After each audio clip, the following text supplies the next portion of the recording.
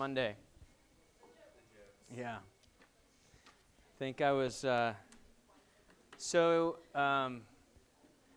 focused on the whiteboard stuff, having enough whiteboard space and figuring out what we were going to draw on the board that I totally forgot about the jokes. So we'll do an extra one today. What kind of dog do you find in a bakery? Why? I mean, I'm very confident about that answer. Golden Retriever, yeah. Chocolate Lab, I mean, yeah. No, I'm just kidding. Yeah, that's the joke. No, a purebred. Golden Retriever. Golden Retriever. Max, you're just so confident with your answer. I loved it. What do you call a cow with a twitch?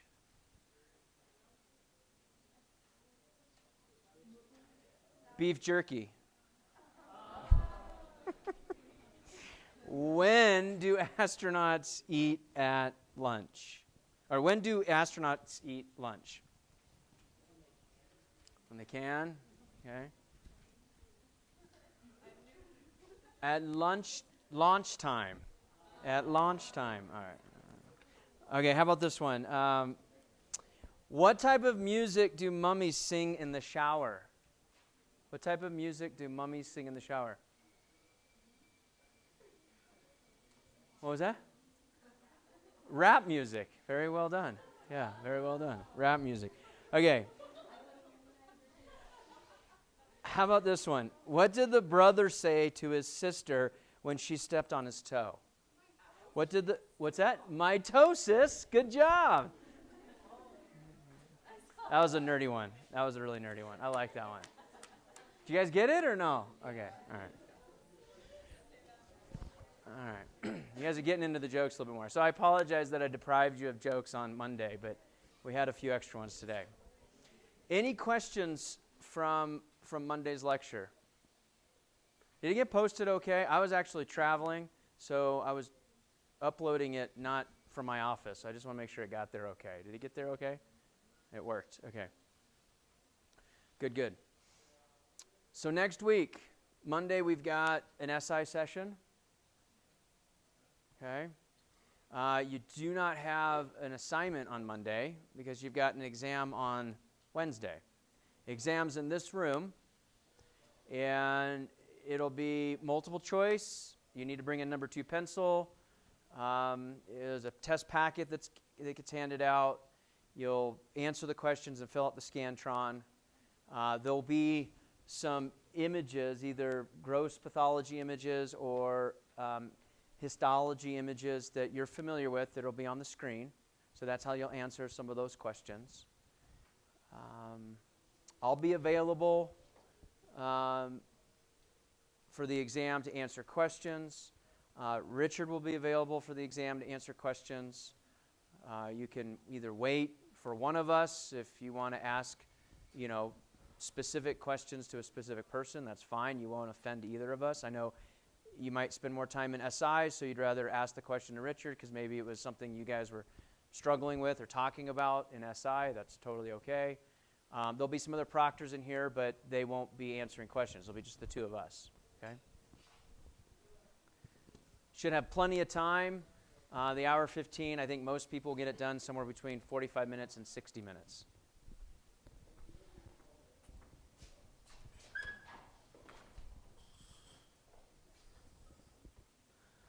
Questions about the exam?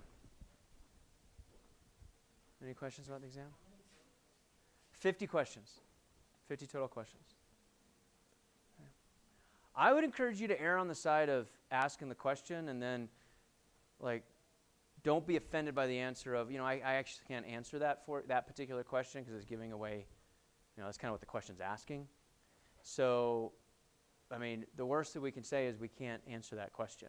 We're not going to be mean about it. So be bold, go ahead and ask the question, and we'll determine if we can answer it or not. Okay? You guys good?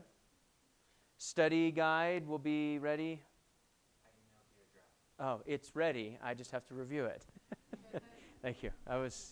I literally just parked like 15 minutes ago, so I haven't been looking at my emails. I think that's everything. We've got to finish up adaptive immunity today.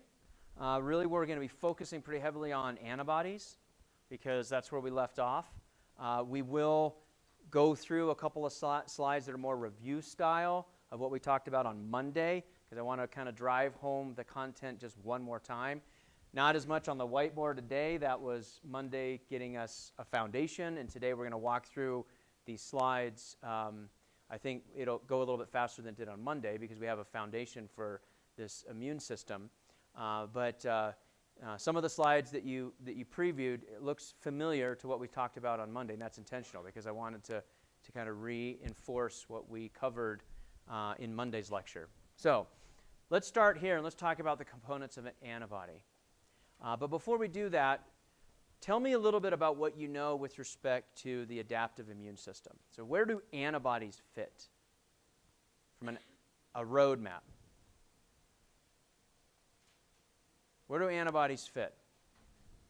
So you get sick, and then your body learns how to combat them, and the antibodies are what they are made to like deal with it in the future. Okay, so antibodies are manufactured in response to some sort of antigen, okay, after an illness or an exposure. Let's back it up one more step. What did we already talk about? Under the adaptive system, what are the two big areas that we have under the adaptive immune system? We have B cells and T cells. And where do antibodies fit? B cells or T cells? B cells, very good. So back up. Tell me about T cells. What kind of T cells do we have? Mostly we talked about helper T cells and cytotoxic T cells. And how are they labeled? CD4 and CD8. Which one's CD4? Helper Ts. Very good. Okay. What do these helper Ts do? They're a linchpin cell. What does that mean? They help out. Who do they help out? Other cells to carry out their function. Might they assist macrophages? May they interact with macrophages? Could inflammation be involved and helper Ts connect over onto the inflammatory side of the immune system? Yes. Can helper T cells do something over with cytotoxic T cells? Yep. Okay. Okay, now B cells. What do B cells do? They make these antibodies. What are antibodies? They're proteins. These B cells are they're doing protein synthesis inside of the cell. You guys remember back to basic bio? Transcription and then translation. You're like, I'm trying hard not to remember that class. Okay. Well, I'm going to bring it back. So what's transcription? DNA, where's DNA located in the cell? In the nucleus, and you transcribe the DNA. Remember, you unzip it, okay? You sort of tear it apart, and then you allow for messenger RNA to be manufactured from that DNA single strand, and we call that transcription. Now, once the messenger RNA is made, where does it go? And what happens to it? To the ribosome, and what happens there? Protein translation. Translation, for short. So now we make a protein. And what do we do with the protein? What do we do with it after we've made it? We use it, but where does it go? Okay, so it's first packaged. We wrap it nice and neatly into what? A vesicle. And so all proteins are made this way. You guys remember this. You guys did a pretty good job. So this transcription to translation manufactures a protein inside of a little package or a vesicle, and then if you want to release it or secrete it, it goes and fuses with the membrane and dumps it out. And if that's an antibody, now you understand where the antibodies come from, right? They're just not these magical things that are found, right? They're actually manufactured. So for an antibody response to take place, is it instantaneous? No. That process takes a little bit of time, right? It's pretty quick. But does that make sense? So if you get exposed and you want to measure antibody titers in the blood at some point in the future, you can now appreciate why it takes a little time before they register, right? Because you have to make them. They have to be made. They get made just the way that we talked about. But they're proteins. They have two main components to it, and we're gonna look at a diagram here in a second. It's just like a horrible attempt of my drawing, but I'll show it to you in a second. It's not bad, but it only took me like 17 hours to draw it. You'll see it. So two regions, this antigen binding region, and then a crystalline fragment, or the FAB region, and then the FC region. And we'll look at those here in a second. Now, over on the right side are all these different functions that we want to talk about on the right side of this particular slide.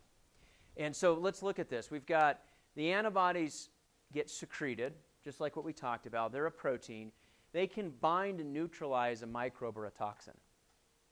And we'll talk about that in a little bit more detail in a bit. So that's one outcome of an antibody, is it can actually help to neutralize. Sometimes when it neutralizes, it causes the microbe or the antigen to clump up or to precipitate out, come out as solution. That way, if it's not in solution and it's a precipitate, it won't float around as easily. And then if you bind it up or you agglutinate it, it gets basically slowed down and trapped. Or the antibody can bind and you've got what's called opsonization, which just means that you signal it for phagocytosis. So here we've got an antibody that's actually bound onto an antigen on a phagocyte, and now it's triggering opsonization to take place, or phagocytosis in the future. These antibodies can actually bind onto what we call natural killer cells, and this is what we refer to as antibody-dependent cytotoxicity. So these natural killer cells are a third type of lymphocyte. We didn't draw it on the board yesterday. You could go back to that roadmap and you could add it. So it's another type of lymphocyte. So we have a B cell, a T cell, and a natural killer cell. This natural killer cell arises from the same type of progenitor cell that B and T cell come from, but they're more of an innate component.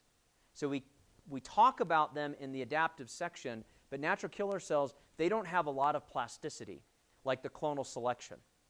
So you remember how we talked about T cells that are made and educated, and a lot of them are self-reactive, and then we get rid of them by apoptosis, or we have central tolerance, and then we have peripheral tolerance mechanisms.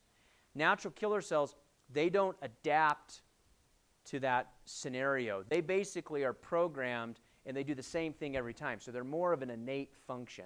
A natural killer cell is a little bit of a miscategorized cell, because we talk about it in the adaptive section, but it's really part of the innate system. But remember how I told you the body doesn't care about the buckets and the labels we put on it, right? So that one's a little confusing. It doesn't work really well, but this is biology. So sometimes these cells don't stick to the convention. So what they do, these natural killer cells that are really lymphocytes, they actually target specifically stressed cells. So these are cells that are either infected or they have DNA damage, and they actually kill them. And one of their signals is using antibody binding. Okay, complement activation. So we could actually have antibodies stimulate complement to be released, and you guys understand what complement can do, all sorts of different things. It can actually stimulate opsonization for phagocytosis, or it can actually stimulate this inflammatory pathway like we've looked at before. Okay, so backing up, and then we'll talk a little bit more about these. Valence. So this terminology of valence in immunology is the number of antigen binding sites that's possessed by an antibody molecule. So this becomes a little bit more clear as I show you the different types. There's 5 different types. We kind of have to go to the drawings next. But the antibodies get secreted. They can initiate what we call a class switch, meaning they can go from one type of antibody to another by swapping out some of these different componentry, if you will, like interchangeable parts. And then they experience over time what's called affinity maturation. Affinity maturation is a term that means they have a higher specificity for the antigen as time goes on. So as they're first exposed, they have some low level affinity or attraction to the antigen. And as they are exposed for a longer period of time to those antigens, their affinity grows for those antigens. They become better at detecting or finding them. That's affinity maturation. Okay. And then last but not least, the introduction of this concept with a memory B cell. So we talked about them a little bit. We talked about memory cells on Monday, but these memory B cells are really a subtype of a B cell. So they're formed secondarily after the first response. The memory B cells, the role for them is after the primary infection, the memory B cells will stick around, and they have the ability to manufacture the antibodies that they were triggered to manufacture. And they can do this manufacturing much faster, and they can actually do much more of it, higher volume. So, sort of the concept for vaccinations are these memory B cells. So if you're exposed to the antigen initially, then you're going to manufacture antibodies against that antigen. Now you create these memory B cells that store that antibody in the vesicles pre-formed, ready to go. If the antigen ever shows up, they don't have to go through transcription and translation to make the antibodies. They've already got them packaged on the shelf for a rainy day. And all they have to do is dump the contents. Now, they'll also trigger transcription and translation to turn on as well, but they have a much faster, more robust signal the second time. Okay? So take a look at this slide. We've got 5 different types of immunoglobulins. Immunoglobulins. So IG stands for immunoglobulin.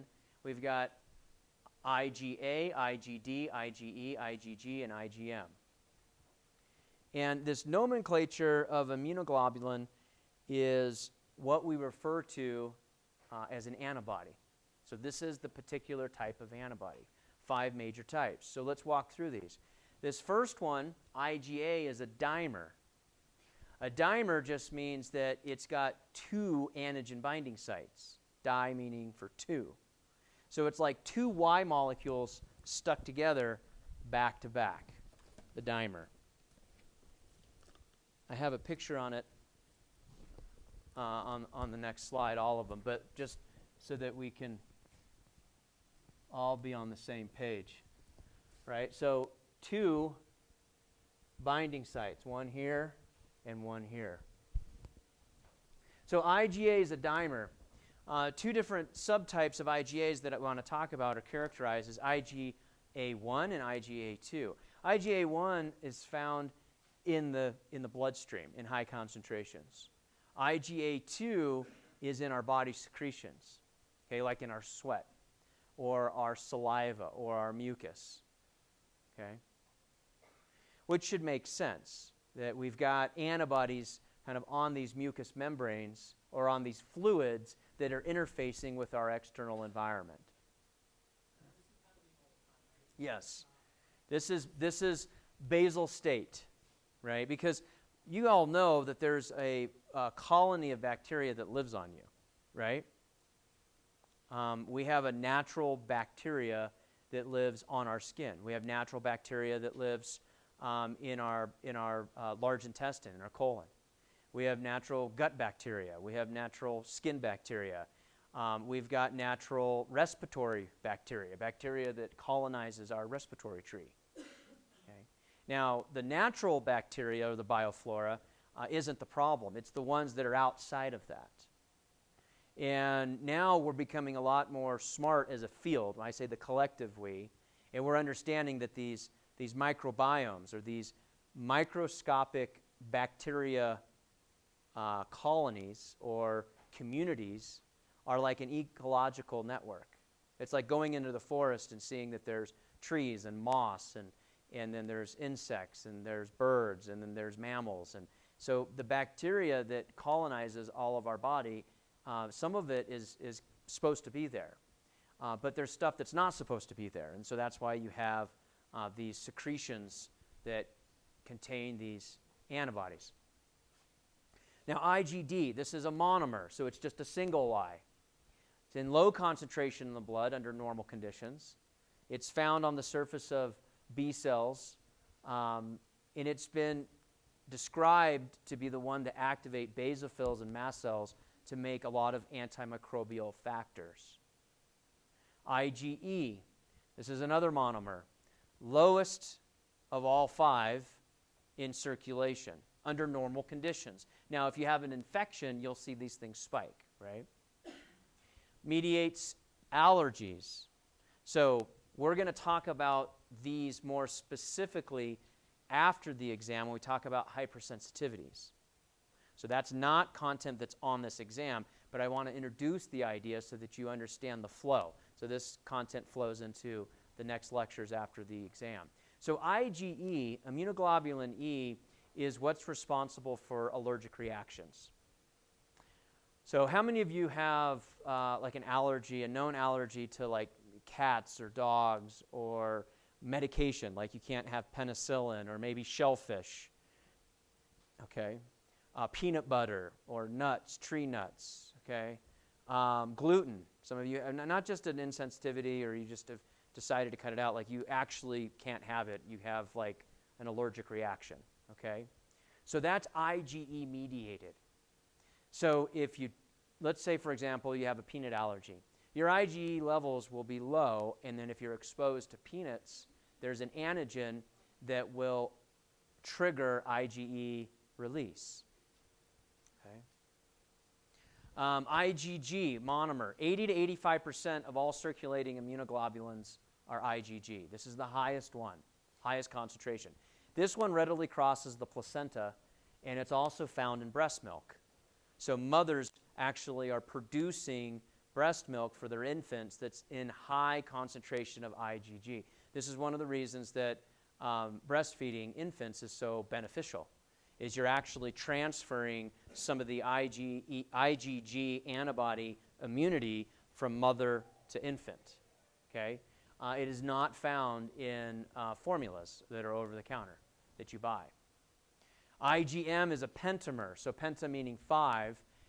It's obviously the largest in size because it has 5 binding sites, and it's secreted in a primary immune response, like the first time you have the reaction. What do these guys look like? So this is a drawing that took me so long to do in class on the board that I just migrated to. I'm going to do it really nicely with color, and then I'm going to take a picture of it, okay? But what's interesting is this doesn't exist in your textbook, and I found that it was difficult for students to kind of sort of visualize what was going on, and so I wanted this material to be readily available for us to discuss. So what is this antibody? Which one is it? Monomer, dimer, pentamer? It's a monomer, okay? So this is a monomer that is drawn here, and this one actually has a valence of 2 because it has an antigen, 2 antigen binding sites. You guys see that? So the variable regions, which are at the very tips, are what make up this antigen binding site, and these variable regions can change. They can change, meaning they can switch out. And so you have a lot of adaptive capability to the type of antigens that you're being exposed to. So the constant region, which is from this dotted line all the way down, doesn't change. That stays consistent for the most part when we class switch, for example. And then you can see that there's a light chain and a heavy chain, but all of these together make up this monomer antibody. And the specificity for certain antigens is going to be found at the very tips. So if we take this thought process or this architecture and we apply it to all the other antibodies, you're going to see a lot of similarities. So this is sort of the blueprint design for a typical antibody. So if you're talking about a pentamer, you're going to see this 5 times. Does that make sense? So the FAB region that we referred to, the FAB region or the antigen binding region is basically talking about this tip portion. And then the FC region, or what's called the crystallizable region, is referring to kind of the end portion that's part of the heavy chain. Okay? So this should be in your slide deck. I see people taking pictures, which is fine, but you should have this in your slide deck. Okay, right? It's not there? Oh, wow. Okay. So I will upload a revised slide deck that has this. I don't know why it's not in there. It should have been in there for a couple of semesters. Okay. So that's why you guys are taking pictures. I thought you just loved my artwork so much you wanted to blow it up. Yeah.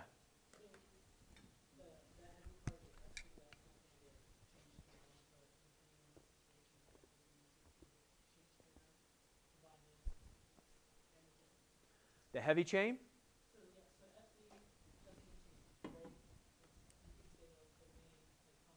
Yeah, yeah.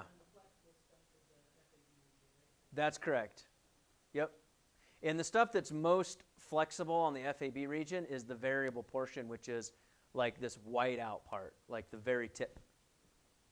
Does that make sense? When it manufactures it, you're manufacturing the protein, and the bottom part of the protein is, as it's translated, is the same, and then it just changes the mRNA sequence for the tip. Yeah. Mm-hmm. Okay. So if we apply all of the architecture, apply the architecture on this slide to this slide, for example, here's our monomer, IgG. So you can see the componentry that was drawn there, where we've got our light chain, and then we've got our heavy chain, and then we've got our antigen binding site. But this gives us a little bit more detail than what the book is showing, and so that's why I wanted to add it to the deck. And then this motif is shared if you're looking at sort of a dimer or if you're looking at a pentamer like IgM. Okay? Make sense? What's the difference between IgA and IgG? Oh, this IgA.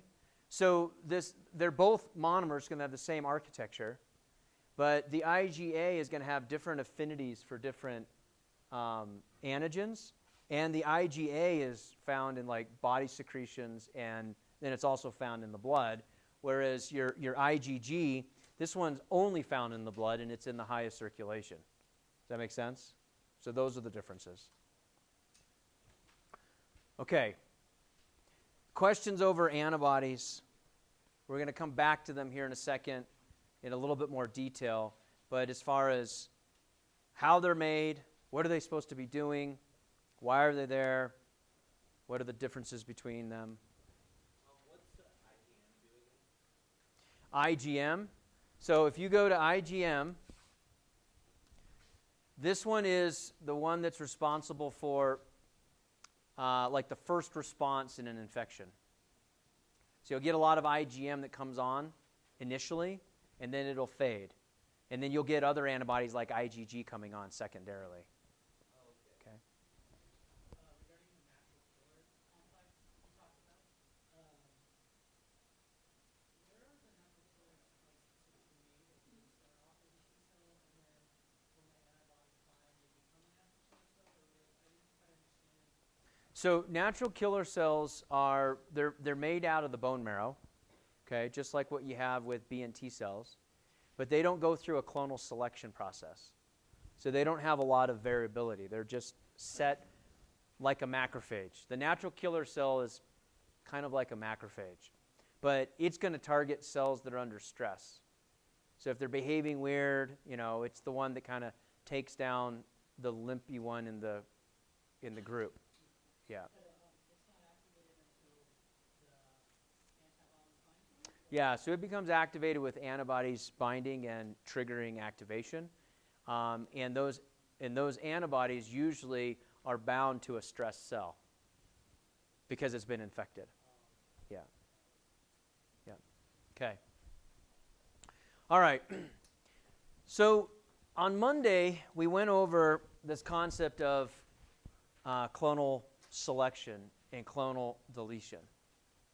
And so in your textbook and in the readings, what you're reading about is this balance between let's try to be creative in making B and T cells that have all this variation capability. And inevitably what's going to happen is when you do that, you're going to make cells that are self-reactive. And so you don't want to release those out into the body. And so when we look at T cells, if it's self-reactive and it's found in the thymus and we discover it, we trigger it for apoptosis, and we call that process what? Central tolerance. Very well done. If it sneaks through central tolerance and it's self-reactive, with T cells, what can we do? We have another backup mechanism called what? Peripheral tolerance. And then there are 3 ways that we can identify with peripheral tolerance: anergy, suppression, or apoptosis. With B cells, we only have central tolerance. We don't have peripheral tolerance. And inevitably, a student's going to say, why? I don't know. It just is this way, okay? I don't know. I really don't know. So we will screen B cells in a similar way to T cells in the bone marrow. If they're autoreactive or self-reactive, then we will try to reprogram them. If we can reprogram them, then we save all of that biological energy and we render them non-self-reactive and we'll let them go. But if they are not reprogrammable, then we will trigger them for apoptosis in the bone marrow. Okay? So with respect to B cells, we see that it's a little bit more successful than T cell.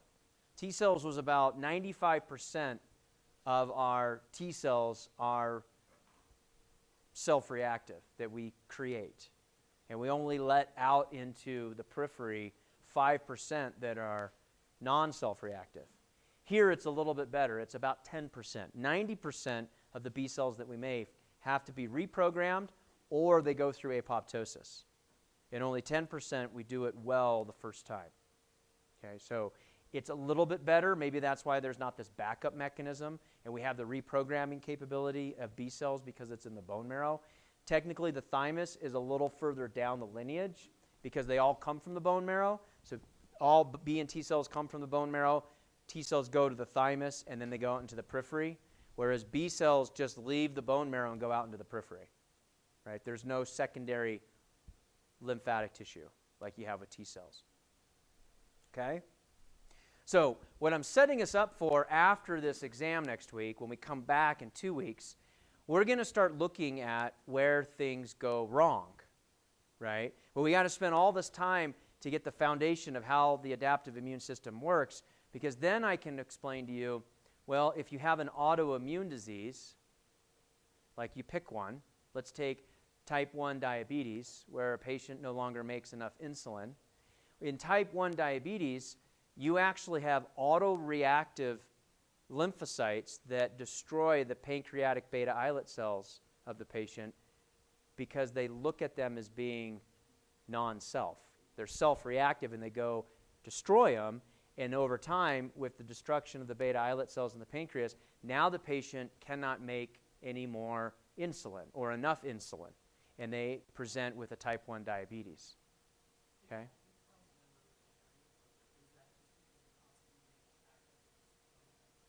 Yeah, I mean, if you're reactive towards the beta islet cells, you'll kill the population over time, and they won't come back. Yeah. So the patients can take exogenous forms of insulin, like in an injection format, and we'll talk about all that. But there are other types of autoimmune diseases, like MS, multiple sclerosis. So in MS, it's not the beta islet cells that you have self-reactive clones for. It's the myelin sheath and the proteins within the myelin sheath that covers certain neurons. And so slowly over time, your immune system is attacking the myelination around these nerves. And what happens to the action potential in a myelinated nerve where the myelin is disintegrating? The action potential goes way, way down. So now they have slower action potentials, so they have problems with muscle contraction, they have problems with walking, they have problems with speech, okay? So there's a lot of these autoimmune diseases have a foundation with all of this stuff, whether it's a T cell response or whether it's a B cell response. So that's why we got to do this one first, okay?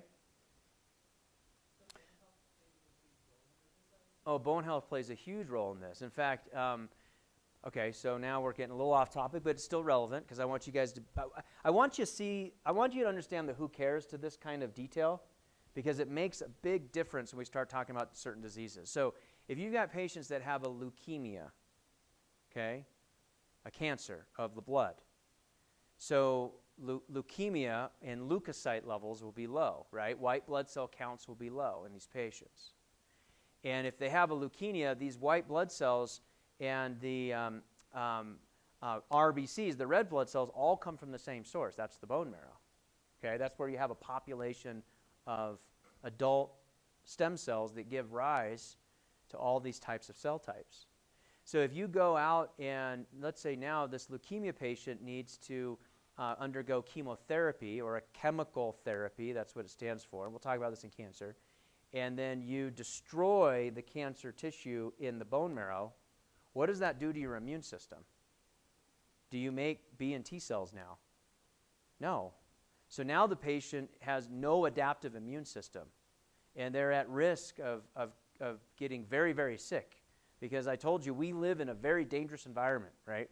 You have all this bacteria that lives on you. We come in contact with all these viruses all the time, and most of the time everything is neutralized. But in those patients, now they're immunosuppressed. That's what we call it. And so if you were going to go visit a friend or a loved one or a family member who is having chemotherapy and there's the potential that the bone marrow levels are going to drop, then you may not be able to visit them at certain times. And if you do go, there'll be a protocol. Like you are very dangerous to them because you're bringing all these viruses and bugs in, and you might be healthy, but your system is fighting all of the diseases that you're carrying, and their system is not capable of doing that. And it all goes back to this.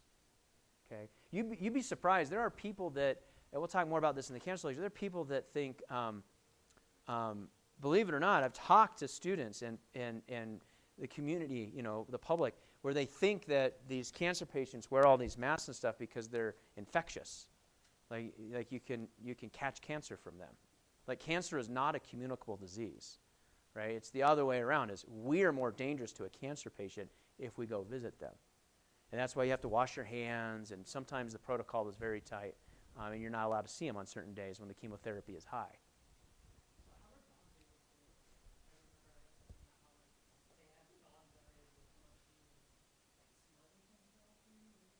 Yeah, I have no idea. That's a great question for a veterinarian.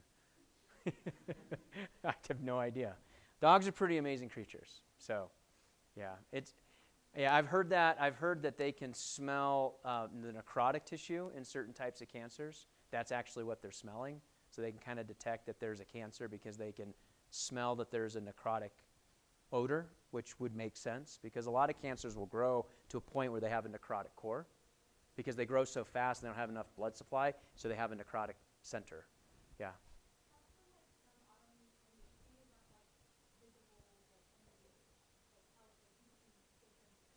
That's a great question. I mean, some of this is a little bit more after the exam because we'll talk about autoimmunity. Right now, we're just covering the immune system, but I mean, again, these are the questions that are on your mind. So the question is a good one. That I'll repeat it for the video, and so everyone can hear it. Why is it that some autoimmune diseases don't present immediately? Why is there what appears to be almost a latency period of time? So if you think about how this system works, if it's a B cell mediated response and you're developing antibodies, A, you need time to make the antibodies. B, the blood titer levels have to get high enough where now there's an effect. Okay? So it might just be that the blood titers never reached clinically relevant levels until maybe the antigen saw a second exposure. So we see this very commonly with like allergies. So, for example, if you're allergic to bees, like there was a moment in time that you discovered that you were allergic to bees, or if you're allergic to peanuts, or food allergies, shellfish. Like the first time you're like, wow, I get really itchy when I ate, my neck was really itchy when I ate, shellfish or peanuts. And when I was a kid, I had peanut butter and jelly sandwich, and I got really itchy and I got a rash. And my mom didn't really think anything of it, or my dad didn't think anything of it. And then I had it again, and it got worse. like I had trouble breathing. And so we went to the doctor, and they said, yeah, Johnny or Jane has a peanut allergy. So the second response, we're going to get to this slide, the second response is much more aggressive than the first response. And so some of you have had a bee sting and got really bad, and the doc says, well, don't get stung again. You're like, okay, I wasn't planning on getting stung the first time, but thanks for the heads up information there. But now you might be carrying around like an EpiPen, or you carry around Benadryl, and we'll talk about that when we talk about next week. I don't want to put too much information that's not going to be on this exam because the exam's next week, but these are all really good questions, okay?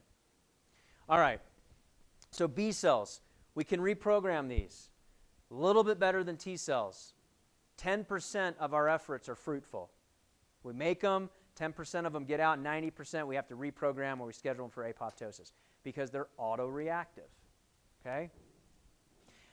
When I think through this material and I pause about like humanity and autoimmune diseases, I'm actually shocked that it's not more prevalent. Does that make sense? I'm actually surprised that we don't have more autoimmune issues.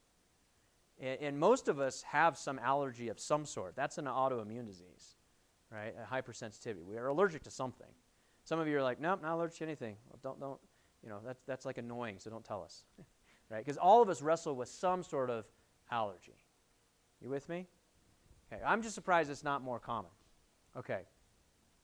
So how do these antibodies combat these antigens?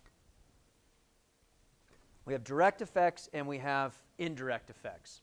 And we've made reference to some of these. We've talked about neutralization, agglutination, precipitation. Indirects, we've talked about opsonization, phagocytosis, and inflammation. So none of this is really new because I've been alluding to it, but I wanted to talk mechanistically on what this looks like. So the direct effects, is where the antibody binds to the antigen and it neutralizes it. It renders it immobile. It won't go anywhere. So now if the antigen's not circulating around, it's not nearly as dangerous. Okay, you've immobilized it. Agglutination is where it clumps.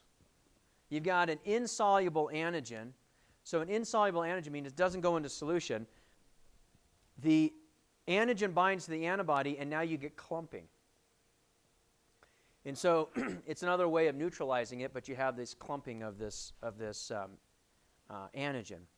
And then precipitation. Precipitation means that it takes a soluble antigen and it brings it out of solution and it makes it insoluble.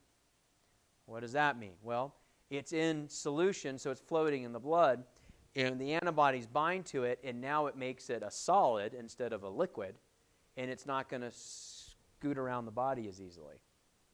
So those are direct effects because they directly affect the antigen itself. Now, the indirect effects, like opsonization, phagocytosis, and inflammation, these ones should be very, very familiar to you because opsonization and phagocytosis, we've got, for example, complement, C3b, which is going to bind to this complex where the phagocyte has bound to it an antibody, and the complement facilitates this interaction, and you've got a phagocyte now that's activated to go gobble up this infected cell.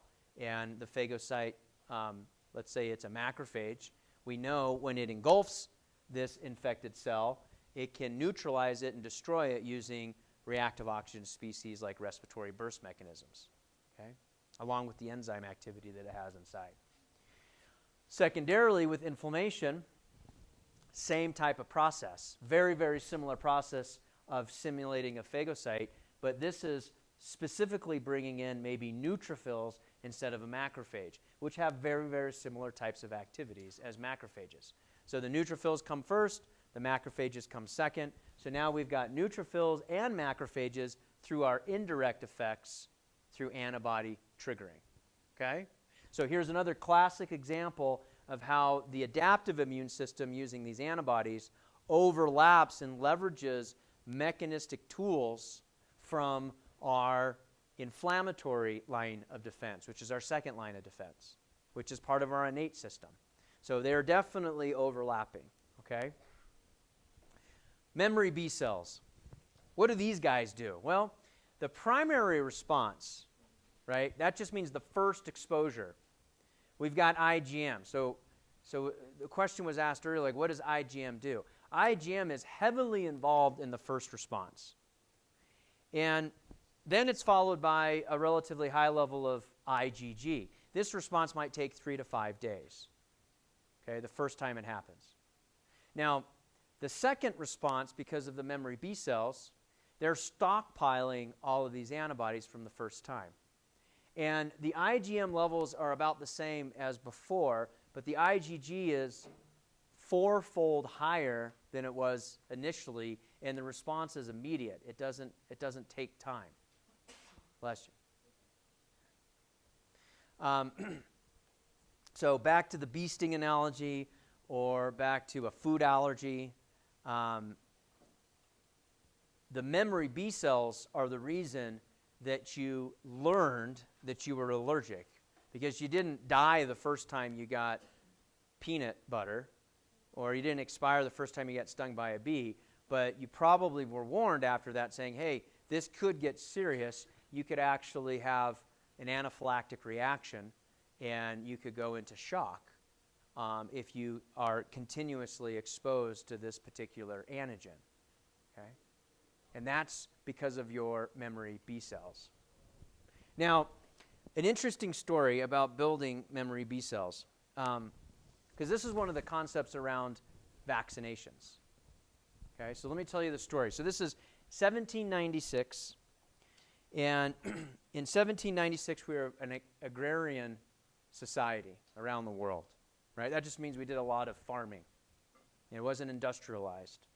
Okay, we didn't work like this back then. Okay, we actually worked out in the field. So Dr. Edward Jenner was observing a community, and smallpox was a big deal. Smallpox would kill people. And Dr. Edward Jenner noticed that there was a group of individuals, and these were actually milkmaids, that would typically contract cowpox, but they would never get smallpox. And so they would get this disease that was from cows, but it wasn't aggressive. It was kind of just minor. But they seemed to be unable to contract smallpox after they got cowpox, even if they were around people that were exposed and had smallpox. Okay? So he had an idea, which he would have been put in jail for today.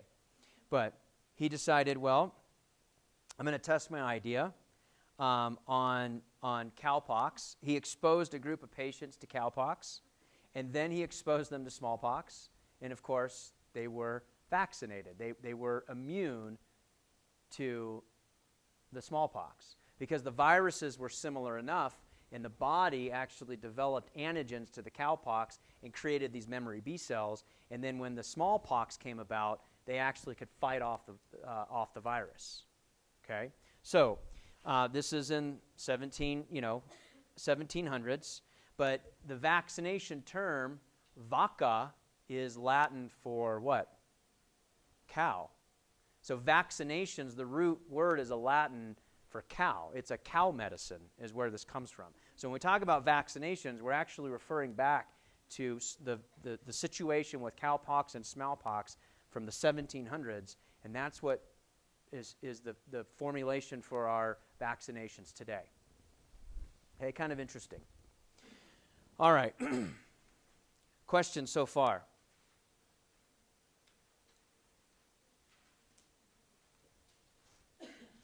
All right. A little bit of review. That was B cell stuff. Yes?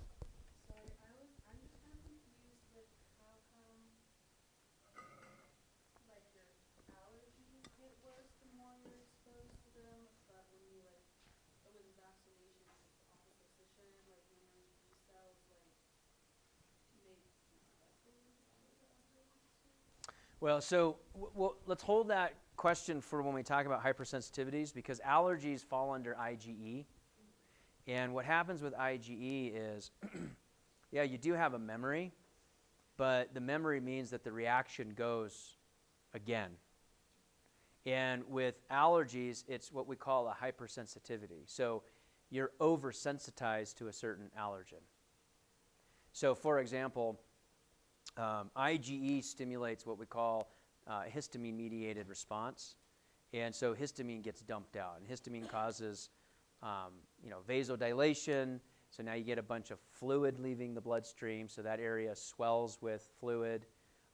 If that area is in the nose, then the fluid means that your nose is running, right? It gets red, it gets itchy, and you are over-responding to the allergen, and that's what it is a hypersensitivity. So, yeah, it'll make a little bit more sense after the exam, but that's really the answer as to why it works against you instead of for you.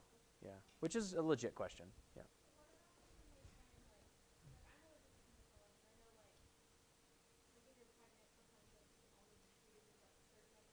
Mm-hmm. Yeah, yeah, yeah. Well, I mean, desensitization does take place. Like, we do it all the time, right? We desensitize ourselves all the time. What I mean by that is, smells become desensitized over time. You've ever been in a room that you didn't know it smelled in there, and then you left and you came back, and you're like, it stinks in here, right? Yeah, that's desensitization. So that's a real thing. That does work. But the desensitization only can occur as long as there's not a clinically significant deleterious effect when you get exposed to the antigen. You with me? So you could be allergic to things at different levels. Yeah. So some people are allergic to, certain foods or certain medications, and they're deathly allergic. Like, if it happens and they don't get immediate epinephrine, they're done. Like, their throat will close off and they won't breathe anymore. And there are other people where they get just really itchy and so there's different levels of sensitization that takes place. So desensitization can work, but it doesn't work in some of those extreme clinical cases. Yeah. So. These are self-reactive clones. That's correct. Yep. Yeah. Yeah. Yeah. Okay, a little bit of review on the T cell side, but I think this will be helpful as we wind down today and this section. So I'm kind of end on a little bit of review. So T cell clonal diversity. T cell clonal diversity is referring to this concept where we've got in the thymus, we've got an enzyme known as thymopoietin, and I didn't introduce that last time, so that's new. And thymopoietin is released by the thymus to stimulate the maturation of T cells. Because B cells mature in the bone marrow, there's not an enzyme or a molecule responsible for that. It happens in the location where they're originally born. Okay. Also in the thymus, like we talked about, we have our central tolerance that takes place, where we eliminate our autoreactive or our self-reactive clones. So if you look at this little diagram, we've got the entry of T cell precursors. These come from the bone marrow. They proliferate in the thymus. This funny-looking structure is the thymus, and they proliferate. And then we eliminate through apoptosis, central tolerance, the ones that are autoreactive, and then the ones that are non-autoreactive or non-self-reactive leave, and they go out into the periphery. And then peripheral tolerance will rule these cells in case any of these X'd out cells leak out or make their way out of the thymus. So we looked at this diagram, but I wanted to review it one more time as we wind it down. So we're in what structure up here? The lymph node. And this is a dendritic cell that has an antigen. It's discovered something. Where would that dendritic cell might have discovered that? Where would that dendritic cell live? Typically in the dermis, like at the dermal epidermal interface, right? This dendritic cell is an antigen-presenting cell. It's named dendritic cell because of the way it looks. It looks like a dendrite, but it has nothing to do with the nervous system, okay? This dendritic cell can present to CD4 positive and also CD8 positive T cells. If it's CD4 positive T cells, it's utilizing what? MHC complex 2, right? It migrates into the lymph node, and then it stimulates activation of these CD4 positive T cells. And in the book, you see this nomenclature of Th1 and Th2. So let me clarify what those are. Those are subclasses of T cells. There's all these different subclasses of T cells. For our purposes, I just want you to understand that it's a CD4 positive T cell. It's in the family of a T helper cell. There are different variations of T helper cells. It's like saying, hey, I belong to the Keller family, and I'm a son in the Keller family, but I'm not a daughter, or I'm not a niece. I'm not a granddaughter. I'm a son version in the Keller family. Does that make sense? But I'm still in the Keller family. Okay, or if you're a daughter in the Johnson family, you're not a son in the Johnson family. So you belong to the Johnson family. The Th1s and Th2s all are types of T helper cells, and in future coursework you'll get into more details of what those particular cell types do, but we don't need to cover that.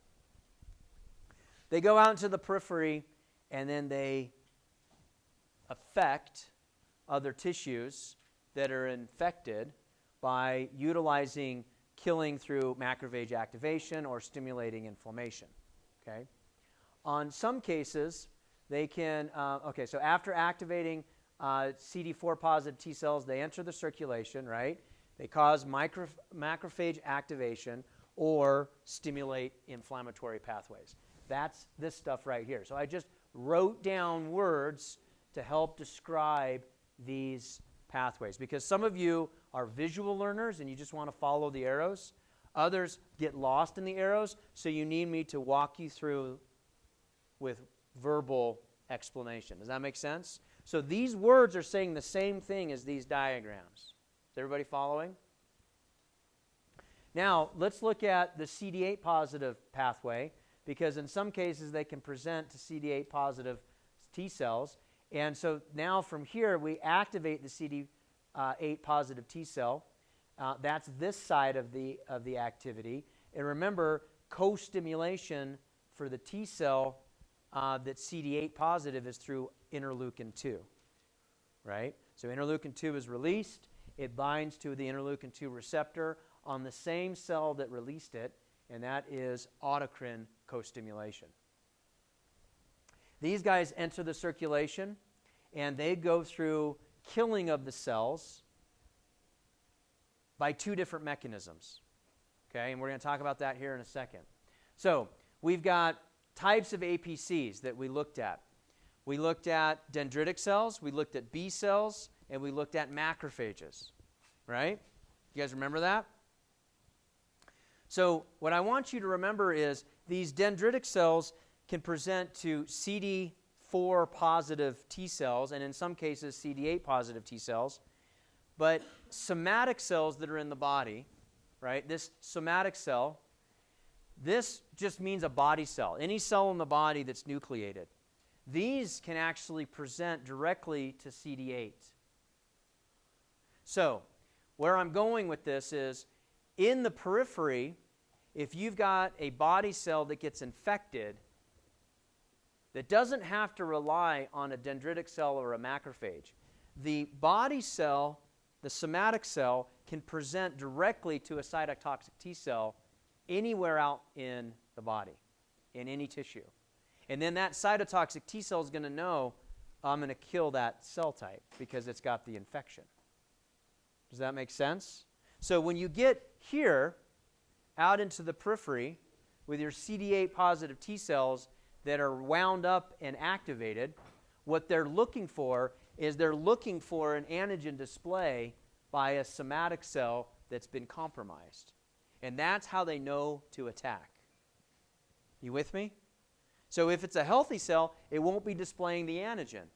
If it's an infected cell, it will be displaying the antigen. And this guy came from this pathway right here. That's why I blocked off on this slide. I blocked off the CD4 positive T cell, because we're really only talking about CD8 right now. So I wanted you guys to understand, which is not detailed here, but it's explained in your textbook, how do these activated CD8 positive cytotoxic T cells know which cells to kill and which ones not to kill? Well, the ones that are contaminated are going to display an antigen, and that's the one that they're going to go target and kill through lysis. So the cytolysis, two big mechanisms that are used. We've got what we call an extrinsic pathway, and we've got an intrinsic pathway. And what happens here is, whether it's extrinsically stimulated or intrinsically stimulated, is you end up with apoptosis of that cell. Apoptosis of that cell. So these CD8 positive T cells are going to go out and kill a somatic cell that's infected. It's basically going to say, I wand you, like it's, it just taps it with its wand and says, all right, shut down. And if it's externally, perforin and granzyme stimulate caspases internally. Those caspases move to the nucleus and trigger the nucleus to die. Or if it's intrinsic itself, from an antigen binding, FAS-L binds to FAS, and that goes to the nucleus and delivers the apoptotic signal. Okay. Make sense? It's kind of cool. Kind of cool how it works. Part of our defense mechanism. Okay. Really the last slide, and then I've got a couple of test-like question slides for us to go through. But the last slide is on memory T cells. We talked about memory B cells. These memory T cells also exist. So they're in the subset of the infection, and these memory T cells are types of T lymphocytes. They have become experienced by a previous antigen exposure, and oftentimes referred to as an antigen-experienced T cell instead of a memory T cell. Just like with B cells, the second encounter is faster and stronger than the first. So what we end up doing with these memory T cell subsets, so naive, this is a naive T cell that just means it's never been educated with an antigen. And once it becomes effector or activated, you're going to create two different populations. You're going to have central memory T cells, and you're going to have effector memory T cells.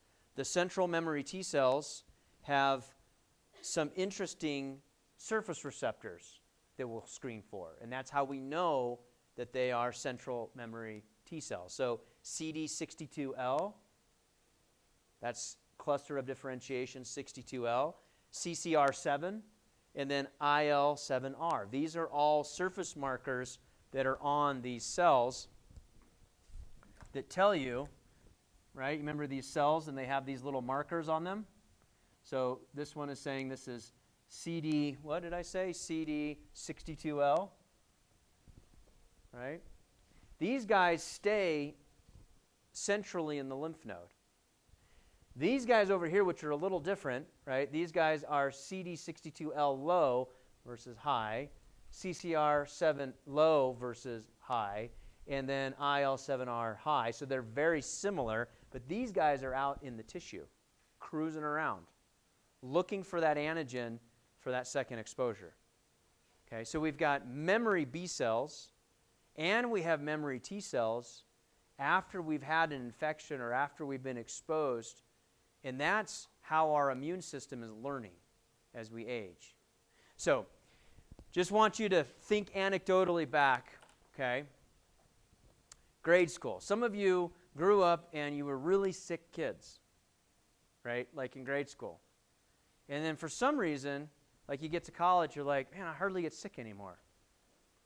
Well, lots of patients will report, man, they were sick as kids, or sick in high school, and even a little bit more in college. But once they became, like old people, like my age, they're like, they hardly get sick anymore. Well, that's because your immune system is learning, right? Your immune system is learning. And thank goodness for that. So most of the time, for the most purposes, we won't get the same cold twice, right? So why do you keep getting the flu? Well, it mutates, exactly. Okay, so for a flu vaccination, what the heck is a flu vaccination? And we'll kind of finish on this. What's that? So flu vaccination is where they take the flu strains of prior years and we study the mutations that take place within flu. And the immunologists determine, like at CDC, the Center for Disease Control, where they anticipate some of those mutations might come next year. And so they're giving you non-active virus from prior years, and they've triggered a mutation or they've pushed it into a mutation that's anticipated based upon the mutation patterns that have happened over a period of time. So flu, contrary to some popular opinion, flu vaccinations actually do work. Vaccinations do work. But the reason it may not work in certain patients is because the flu strain that they ended up getting, either early flu or later flu season, the flu virus mutates throughout the entire season. The flu that's happening today is different than the flu that was happening in, say, October or November. It's already mutated. It mutates really, really fast. Okay? I guess my question would be, I also heard that like the flu shot would also help, like if you did get the flu, it's not as less worse than it would have been without the shot. Does that seem within the range? Yeah, it does. It absolutely has to do with this. So, for example, if you had a flu vaccination in a current flu year and you got the flu, a lot of people will report like, well, I did get the flu, but it wasn't nearly as bad as some other people that I was around.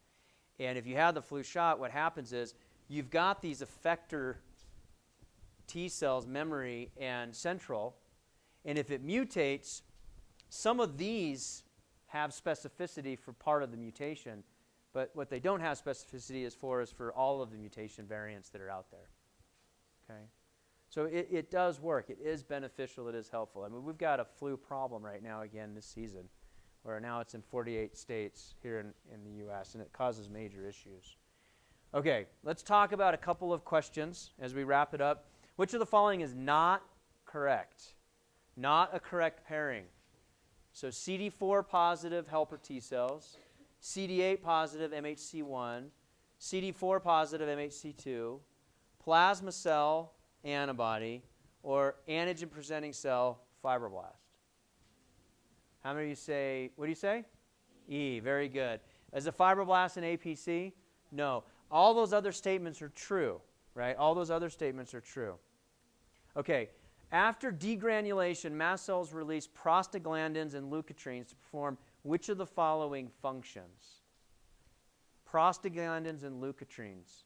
Vasodilation and increased vascular permeability, attraction of CD8 positive T cells, activation of the complement cascade, opsonization of bacteria, or three of these occur.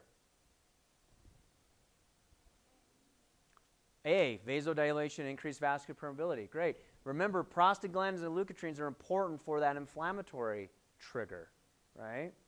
Okay. All right.